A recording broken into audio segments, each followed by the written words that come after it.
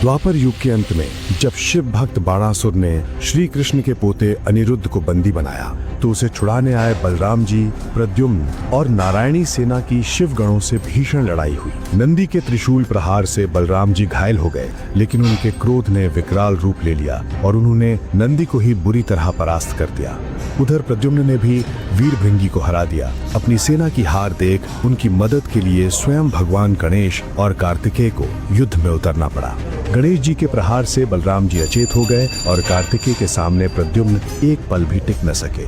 पूरी नारायणी सेना की दुर्दशा देख जब श्री कृष्ण स्वयं युद्ध भूमि में आए तो भगवान शिव अत्यंत क्रोधित हो गए। उन्होंने श्री कृष्ण के सुदर्शन चक्र को निगल लिया और अपने महाप्रलयंकारी त्रिशूल से उन्हीं पर प्रहार कर दिया।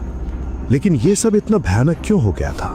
असल में महाभारत के भीषण युद्ध के बाद 3 महीने बीत चुके थे, पर भगवान कृष्ण का पोता अनिरुद्ध कहीं नहीं मिल रहा था। द्वारका के हर कोने में उसकी तलाश हो चुकी थी, पर ना कोई सुराग मिला, ना कोई खबर। बलराम जी, सात्विकी सहित पूरी नारायणी सेना भी उसे खोजने में असफल रही थी। पूरी द्वारिका नगरी में एक अजीब सी बेचैनी फैली हुई थी, क्योंकि सभी जानते थे कि अनिरुद्ध कोई साधारण राजकुमार नहीं था। और तभी एक रहस्यमय व्यक्ति की आहट सुनाई दी। तभी भगवान कृष्ण की सभा में अचानक देवर्षि नारद प्रकट हुए। उनका तेज ऐसा था कि पूरी सभा में एक दिव्य शांति छा गई। सभी ने उठकर उन्हें प्रणाम किया और नारद जी ने भी श्री कृष्ण और बलराम जी को प्रणाम किया, पर उनके चेहरे पर चिंता की एक गहरी रेखा थी। उनके अगले शब्दों से पूरी द्वारका में तूफान मच जाने वाला था। नारद जी ने शांत स्वर में कहा, प्रभु, अनिरुद्ध तो बाणासुर के कारागार में कष्ट भोग रहा है। यह सुनते ही पूरी सभा में हैरानी के साथ साथ भयंकर क्रोध की लहर दौड़ गई। सभी तत्काल युद्ध के लिए प्रस्थान की मांग करने लगे, पर श्री कृष्ण ने उन्हें शांत करते हुए कहा कि पहले हम देवर्षि की पूरी बात तो सुन लें। और तब देवर्षि नारद ने एक ऐसी प्रेम कहानी सुनाई जिससे सबका दिल पिघल गया। तब देवर्षि नारद ने उषा और अनिरुद्ध की पूरी प्रेम कहानी बताई। उन्होंने कहा कि 3 महीने पहले शिव भक्त बाणासुर की पुत्री उषा ने अत्यंत ही सुंदर राजकुमार को अपने सपने में देखा। उस राजकुमार का रूप इतना मनोहर था कि उषा उसे देखते ही उसके प्रेम में पड़ गई। सुबह जब उसकी नींद खुली और उसने खुद को अकेला पाया तो वो बहुत व्याकुल हो गई और उसका मन दुख से भर गया। इस व्याकुलता ने उषा से कुछ ऐसा करवाया जिससे तीनों लोकों में हलचल मच गई। वो अपनी व्याकुलता अपनी सबसे प्रिय सखी चित्रलेखा से साझा करती है, जो बाणासुर के मंत्री कुंभांड की पुत्री होने के कारण मायावी विद्याओं में अत्यंत ही कुशल थी।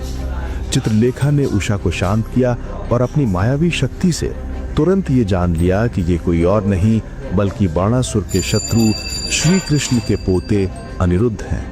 ये सुनकर उषा की आंखों में आंसू आ गए। लेकिन चित्रलेखा का अगला कदम पूरी द्वारका को हैरान कर देने वाला था।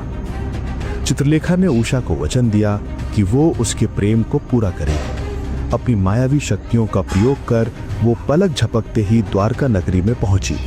वहां उसने गहरी नींद में सो रहे अनिरुद्ध को पाया और बिना किसी को पता चले पलक झपकते ही उसका अपहरण कर लिया। जब अनिरुद्ध की आंखें खुली तो उसके होश उड़ गए। अनिरुद्ध जब जागा तो उसने खुद को एक बेहद खूबसूरत महल में एक अत्यंत ही सुंदर कन्या के सामने पाया। उस कन्या को देखते ही अनिरुद्ध भी उसके प्रेम में पड़ गया। वो उषा के साथ उसी महल में छुप कर रहने लगा।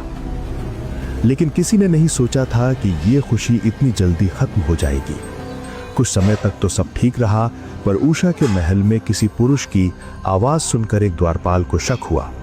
उसने तुरंत ये बात बाणासुर को बता दी। बाणासुर ये सुनकर आग बबूला हो गया। उसने अपनी पुत्री की सखी चित्रलेखा को धमकाया और उससे सच्चाई जानने की कोशिश की। चित्रलेखा ने जब सिर पूरी सच्चाई बताई कि उषा और अनिरुद्ध एक दूसरे से प्रेम करते हैं तो बाणासुर का गुस्सा 7वें आसमान पर पहुंच गया। उसने तुरंत उषा के कक्ष में जाकर देखा। वहां अनिरुद्ध और उषा को साथ देखकर वो शिव के तीसरे नेत्र की तरह क्रोध से भर गया। और तभी हुआ वो संघर्ष जो तीनों लोगों को हिला देने वाला था। वो तुरंत अनिरुद्ध पर हमला करने के लिए झपटा। बाणासुर कोई साधारण योद्धा नहीं था, वो शिव का परम भक्त था, जिन्होंने उसे सहस्त्र भुजाएं, अनेक दिव्य अस्त्र और सबसे बढ़कर अपनी रक्षा का आश्वासन दिया था। बाणासुर का क्रोध अत्यंत भयानक था। उसने अपनी 1000 भुजाओं के साथ अनिरुद्ध पर आक्रमण कर दिया। अनिरुद्ध ने भी अपनी वीरता दिखाई, लेकिन परिणाम चौंकाने वाला था। अनिरुद्ध ने भी अपने भगवान कृष्ण से प्राप्त दिव्यास्त्र से उसका सामना किया, पर उसकी शक्ति बाणासुर के सामने कम पड़ गई। उसने अपनी नागपाश विद्या का प्रयोग कर अनिरुद्ध को बांधकर कारागार में डाल दिया। तभी से अनिरुद्ध बाणासुर के कारागार में दुख का जीवन बिताने लगे। नारद जी की ये कहानी सुनकर बलराम जी के अंदर ज्वालामुखी फूट पड़ा। नारद जी से ये वृतांत सुनकर बलराम जी का चेहरा क्रोध से लाल हो गया। उनका गुस्सा इतना प्रचंड था कि मानो वो अकेले ही पूरी सृष्टि का नाश कर देंगे। श्री कृष्ण के लाख मना करने पर भी बलराम जी ने किसी की नहीं सुनी, और तब बलराम जी ने ऐसी गर्जना की जो पूरी द्वारिका में गूंज गई। उन्होंने तुरंत अपना भारी भरकम मूसल और हल उठाकर प्रचंड हुंकार भरी।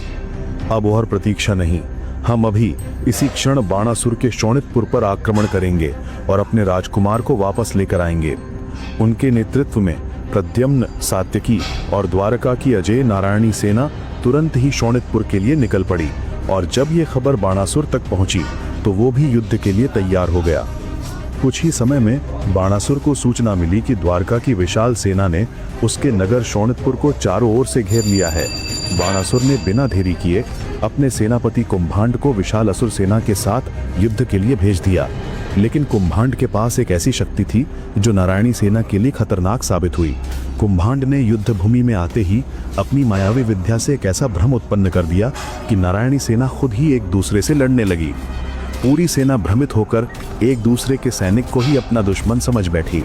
लेकिन जैसे ही कुंभांड का सामना बलराम जी से हुआ, उसकी सारी माया धरी की धरी रह गई।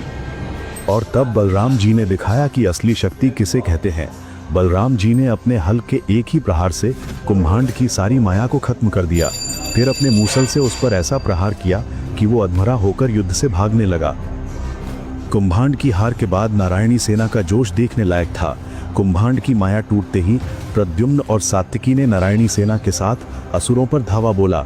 असुर सेना ये देखकर डर गई और युद्ध छोड़कर भागने लगी। ये देखकर बाणासुर ने भगवान शिव से पुकार कर कहा, रक्षा करें महादेव, आपने मेरे राज्य की रक्षा का वचन दिया था। और तभी युद्ध भूमि में आए वे योद्धा जिनके सामने देवता भी थर-थर कांपते हैं। बाणासुर की पुकार सुनकर भगवान शिव ने अपने प्रमुख गण नंदी और भृंगी सहित अपनी संपूर्ण शिवगणों की सेना को युद्ध भूमि में भेज दिया। शिवगण आते ही नारायणी सेना का ऐसा संहार करने लगे जैसे कोई किसान फसल काट रहा हो। ये देखकर बलराम जी और प्रद्युम्न ने जो किया वो अविस्मरणीय था। ये देख बलराम जी नंदी पर टूट पड़े और प्रद्युम्न वीरभृंगी से युद्ध करने लगे। नंदी ने अपने हाथ में शक्तिशाली शूल लेकर बलराम जी पर प्रहार किया, लेकिन बलराम जी का क्रोध और भी भड़क गया। उन्होंने अपने शक्तिशाली हल से ऐसा प्रहार किया कि नंदी अधमरे होकर दूर जा गिरे। उधर प्रद्युम्न ने भी भृंगी को परास्त कर दिया। लेकिन शिवगणों की हार देखकर अब आने वाले थे दो महान देवता। पराजित शिवगणों ने करुण स्वर में अपने सेनापति श्री गणेश और देवताओं के सेनापति कार्तिकेय को पुकारा। उनकी पुकार सुनकर श्री गणेश और श्री कार्तिकेय उसी क्षण युद्ध भूमि में प्रकट हुए, और तब युद्ध की दिशा ही बदल गई। शिवगणों की दुर्दशा देखकर गणेश जी अत्यंत क्रोधित हो गए और बलराम जी पर टूट पड़े। दूसरी तरफ कार्तिकेय प्रद्युम्न से युद्ध करने लगे। गणेश जी ने अपने कुल्हाड़ी के एक ही प्रहार से बलराम जी का मूसल और हल काट दिया। फिर अपनी सूंड से बलराम जी को बांधकर दूर फेंक दिया, जिससे वे अचेतन हो गए। कार्तिकेय के सामने प्रद्युम्न एक पल भी न टिक सके। गणेश और कार्तिकेय की विजय के बाद बाणासुर की खुशी का ठिकाना न था। बलराम जी सहित पूरी नारायणी सेना के परास्त होने के बाद गणेश जी और कार्तिकेय जी शिवगणों सहित कैलाश लौट गए। बाणासुर अपनी जीत देखने के लिए युद्ध भूमि में आया और बलराम जी सहित पूरी नारायणी सेना की दुर्दशा देखकर जोर जोर से हंसने लगा। लेकिन बाणासुर नहीं जानता था कि अब आने वाला है असली तूफान। तभी बलराम जी, प्रद्युम्न और सभी सैनिक करुण स्वर में भगवान श्री कृष्ण को पुकारने लगे। उनकी पुकार सुनकर दिव्य प्रकाश के साथ युद्ध भूमि में भगवान श्री कृष्ण प्रकट हुए। उनके आते ही नारायणी सेना में एक नई ऊर्जा और उत्साह भर गया। श्री कृष्ण को देखकर भी बाणासुर का घमंड कम नहीं हुआ। ये देखकर बाणासुर घमंड से बोला, देख ग्वाले, तुम्हारी अजय नारायणी सेना और बलराम की क्या दशा है। अब तुम्हारी भी यही दशा होगी।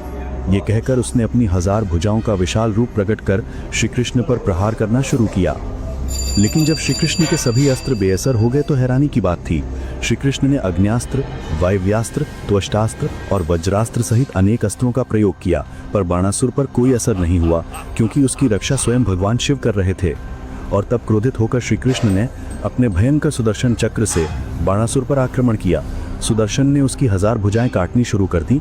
जब केवल 2 भुजाएं बचीं तो बाणासुर महादेव को पुकारने लगा, रक्षा करें महादेव, इस सुदर्शन से मेरी रक्षा करें। और तब हुआ कुछ ऐसा जिसे देखकर सभी देवता भी हैरान रह गए। बाणासुर की पुकार सुनकर अत्यंत क्रोधित और विशाल रूप में भगवान शंकर प्रकट हुए। प्रकट होते ही उन्होंने अपना विशाल मुख खोला और सुदर्शन चक्र को निगल लिया। फिर श्री कृष्ण से कहा, हे प्रभु, बाणासुर को क्षमा कर दें, ये आपको पहचान नहीं पाया। पर तभी बाणासुर ने घमंड से भगवान शंकर से कहा, हे महादेव, मैंने आपको इस ग्वाले से युद्ध करने के लिए बुलाया है, ना कि बातचीत करने को। जाइए, मुझे आपकी मदद नहीं चाहिए। बाणासुर के इन शब्दों के बाद जो हुआ वो त्रिलोकी के लिए खतरनाक था। ये सुनकर भगवान शिव क्रोधित हो गए और शिव और श्री कृष्ण के बीच घोर युद्ध आरंभ हुआ। दोनों ओर से अनेकों अस्त्र चले, पर वे एक दूसरे के अस्त्र को तुरंत काट देते थे। तभी भगवान शिव ने प्रलयंकारी त्रिशूल श्री कृष्ण पर चला दिया और श्री कृष्ण ने भी नारायणास्त्र का आवाहन कर भगवान शिव पर छोड़ दिया। और जब लगा कि सृष्टि का अंत हो जाएगा, तभी आए सृष्टि के रचयिता। जब दोनों महाशक्तियां एक दूसरे पर प्रहार करने वाली थीं, तब युद्ध भूमि में परमपिता ब्रह्मा जी प्रकट हुए। उन्होंने दोनों अस्त्रों को रोका और बाणासुर से बोले, हे असुरराज, क्या तुम आज ही इस सृष्टि का अंत करवाना चाहते हो? ये दोनों अलग नहीं हैं, ये तो एक ही हैं। ब्रह्मा जी के इन शब्दों से बाणासुर को मिला एक अनमोल ज्ञान। ब्रह्मा जी की बात सुनकर बाणासुर ने जब श्री कृष्ण को देखा तो उसे श्री कृष्ण में शिव और शिव में श्री कृष्ण के दर्शन हुए। अपनी गलती का एहसास होते ही वो फूट फूट कर रोने लगा और दोनों से क्षमा मांगने लगा। और अंत में प्रेम की जीत हुई। अंत में श्री कृष्ण की आज्ञा से उषा और अनिरुद्ध का विवाह संपन्न हुआ और बाणासुर ने अपनी पुत्री और दामाद को आशीर्वाद दिया। इस तरह भगवान शिव और श्री कृष्ण ने मिलकर सृष्टि में एक बार फिर प्रेम और शांति स्थापित की।